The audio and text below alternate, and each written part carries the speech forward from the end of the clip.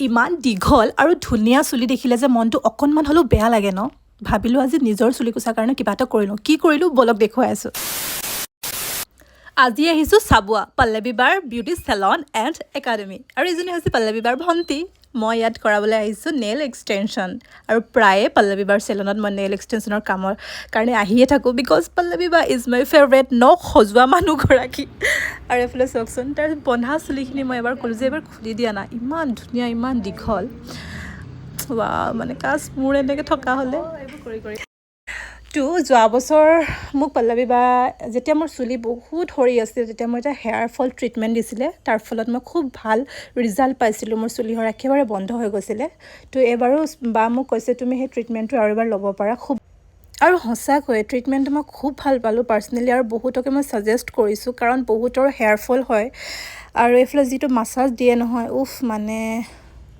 এইফালে মিচিক হাঁহি গৈছোঁ মানে মই মাছাজটো পাই জানেনে কাৰণ মোক এনেকুৱা লাগিছে কৰিয়ে থাকক এইটো টাইমতো মই শুই গৈছোঁ তো আপোনালোকৰো যদি হেয়াৰ ফল হৈছে বা হেয়াৰ লগত জড়িত যিকোনো প্ৰব্লেমত আপোনালোকে পৰি আছে স্কিনৰ লগত জড়িত যিকোনো প্ৰব্লেমত পৰি আছে ৰখিব ভাতটো খাই লওঁ ভাতটো মেইন গাইজ আৰু আমি য'ত যেনেকৈ পাইছোঁ তেনেকৈ বহি পেলাই পূৰা মাৰিছোঁ আৰু দেই পূৰা খাইছোঁ আৰু তো হেৰি আপোনালোকৰ যদি কিবা প্ৰব্লেমত ভুগি আছে বিউটিৰ লগত জড়িত আপোনালোকে ইয়াত আহি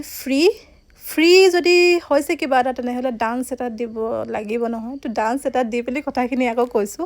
ইয়াত ফ্ৰী চেকআপ হ'ব ফ্ৰী চেকআপ মানে আপোনালোকৰ চুলি আৰু স্কিনৰ ফ্ৰী চেকআপ কৰা হ'ব স্ক্ৰীনত নম্বৰ দি দিছোঁ দিনটো এতিয়ালৈকে ঠিক কৰা নাই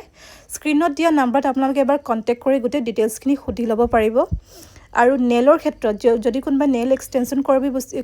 কৰাব বিচাৰে আপোনালোকে পূৰা অফাৰ চলি আছে বিহু অফাৰ চবতে অফাৰ চলি আছে মুঠতে আপোনালোকে স্ক্ৰীনত দিয়া নাম্বাৰত এবাৰ কণ্টেক্ট কৰি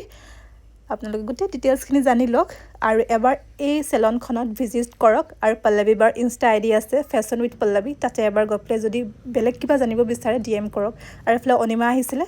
তো মোৰ হাতখন ধৰাই দিছোঁ আৰু যিহেতু এক্সটেনশ্যন কৰিছোঁ গাইজ বাই